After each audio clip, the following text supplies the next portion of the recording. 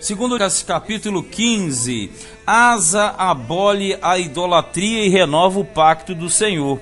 Verso 1, capítulo 15 diz: Então veio o Espírito de Deus sobre Azarias, filho de Obed, e saiu ao encontro de Asa e disse-lhe: Ouve-me, Asa, e todo Judá e Benjamim. O Senhor está convosco enquanto vós estáis com ele. E, se o buscardes, o achareis. Porém, se o deixardes, vos deixará. Veja bem, a palavra aqui ela é bem objetiva. O profeta vem, vai ao encontro do rei Asa e falou: olha, o Senhor está com você enquanto você estiver com ele. Se o buscar, o achareis. Porém, se deixar, ele vai deixar também. Essa palavra, ela vem de encontro a uma situação. Nós verificamos que no capítulo anterior, Asa se mostrou totalmente voltado a Deus, correto? E prosperou. Aí aqui no 15 aparece o profeta já alertando, tipo, abra o olho. Você está com um procedimento, mas cuidado para depois não mudar. Porque isso realmente vai acontecer mais à frente. Ele não vai permanecer 100% confiando em Deus. Então o profeta está dizendo claramente, ó, se você busca ele, está com você. Se você deixar, ele te deixa também. 3.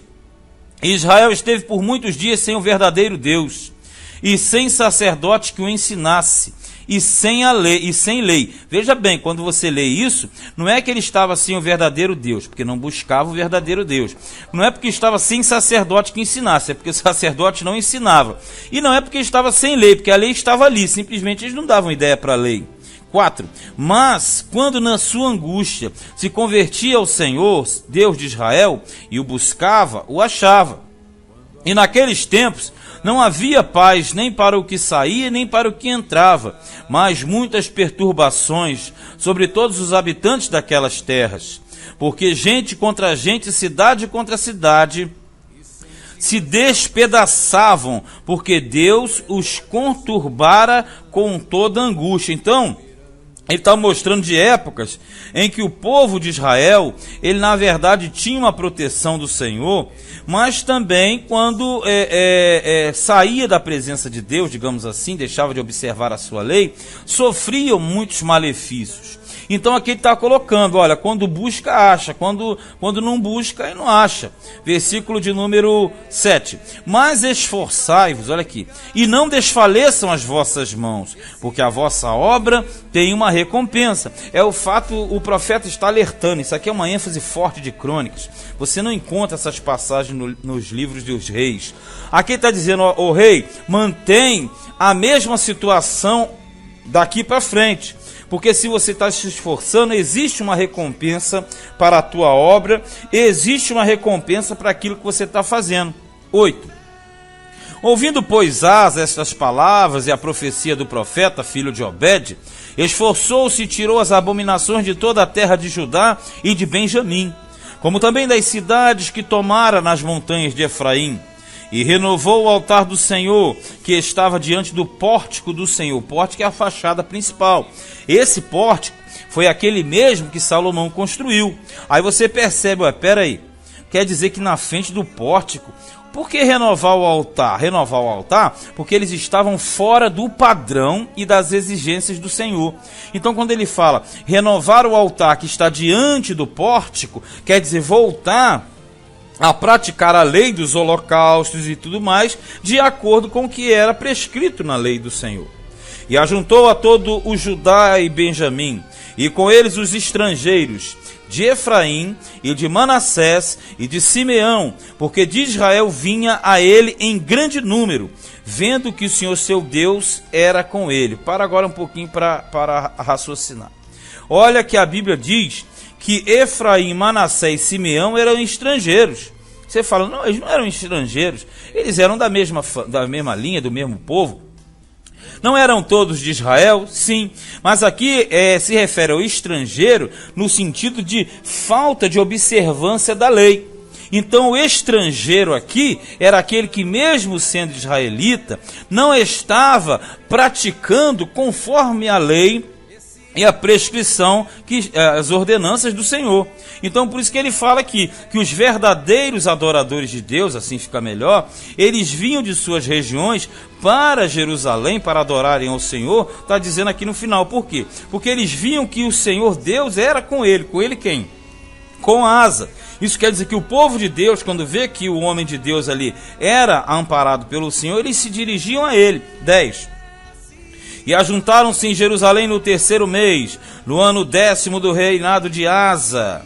E no mesmo dia ofereceram em sacrifício ao Senhor, do despojo que trouxeram, 600 bois e 6.000 ovelhas. Então, na verdade, eles vieram até Asa, e eles vieram fazendo o quê? Justamente uma grande festa e consagrando ao Senhor tudo de bom. E aqui está dizendo que era o 10º ano do reinado de Asa. Versículo 12.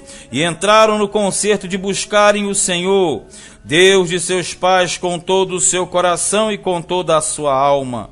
E de que todo aquele que não buscasse ao Senhor, Deus de Israel, morresse, desde o menor até o maior, e desde o homem até a mulher. Ele colocou questões duras, situações duríssimas. Quem não buscar a Deus morre. E a lei já falava isso há muito tempo, mas a lei tinha sido esquecida.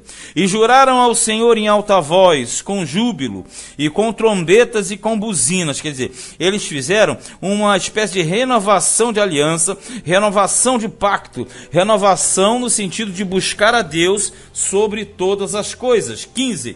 E todo o Judá se alegrou deste juramento, porque com todo o seu coração juraram, e com toda a sua vontade buscaram, e o acharam, e o Senhor lhes deu repouso em redor. Veja, sempre a ênfase do livro de Crônicas: buscou a Deus de coração, removeu os abusos, a paz e o repouso aparece. E também a Maaca, mãe do rei Asa, ele a depôs, para que não fosse mais rainha, porque fizera a Azerá um horrível ídolo. E Asa destruiu o seu horrível ídolo, e o despedaçou, e o queimou junto ao ribeiro de Cedron. Vamos entender aqui. Maaca era mãe de Asa, e automaticamente era mulher de Roboão. Então o que acontece? Mulher de Abias. Assim como Abias ele tinha se desviado, e a mãe, você vê aqui que ela é idólatra. Aí quando fala assim, um horrível ídolo, não é que ele era tão feio de aparência, não. Horrível ídolo é uma ênfase que o cronista coloca para causar uma certa repugnância, né? Então fala um horrível ídolo de Azerá, né? Um horrível, despedaçou aquele monstro, aquela coisa horrível. Mas não é que a aparência era tão hedionda assim, não. Em questão é daquela ênfase de que o horrível, no sentido de ser algo completamente fora do padrão do Senhor. E fala que o despedaçou junto ao ribeiro de Cedron. Esse ribeiro de Cedron é um braço que sai do Jordão. E ali no caso de queimá-lo e dissolvê-lo, depois se jogava na água, e a água levava embora aquelas cinzas do ídolo queimado. Então ele depôs a própria mãe, porque a mãe era idólatra. A mãe servia a Azerá. E aí você vê como é que estava a situação. Se a mãe, que era a mulher de Abias, que era justamente rei de Israel, e ele permitia, aí você vê que mesmo com Abias fazendo essas coisas, ele teve vitória sobre Israel. Por que isso acontecia? Porque Israel, no contexto, estava pior do que Judá. Então, quando um estava pior do que o outro, o menos ruim, digamos assim, prevalecia contra o pior de todos. Vamos no versículo 17. Os altos, porém, não se tiraram de Israel. Contudo, o coração de Asa foi perfeito todos os seus dias. E essa questão dos altos era adoração nos montes. E esses reis faziam vistas grossas, porque quando você mexia com os altos, você perdia popularidade no meio do povo de Deus, porque a adoração nos altos, nos montes, era proibida, mas eles simplesmente continuavam a fazer. Então você percebe que reis de Israel famosos, eles deixaram correr, faziam vistas grossas e não mandavam retirar os altos. Agora lá na frente, quando chegar na época de Josias, ele vai tirar tudo, inclusive os altos também. Mas aqui eles faziam vistas grossas para passar bem e não ficar mal com a população. 18. E trouxe as coisas que tinha consagrado seu pai e as coisas que ele mesmo tinha consagrado à casa de Deus, prata e ouro e utensílios. Aquela mesma história dos reis anteriores. Tudo que era conquistado depois era santificado e era passado para o tesouro do Senhor. E não houve guerra até o ano 35º do reinado de Asa. Olha só, hein? No 10º ano nós temos essa narrativa. Aí vai até o ano 35º, tudo em paz, ó. Então, na verdade, daqui passaram mais 25 anos em paz. E depois nós teremos alguns conflitos que virão no capítulo 16. Mas você percebe que Crônicas sempre coloca esse lado. Buscou a Deus, alegria. Deixou de buscar a Deus, prejuízos. Essa é a visão do livro de Crônicas. Este foi o segundo livro de Crônicas, capítulo de número 15.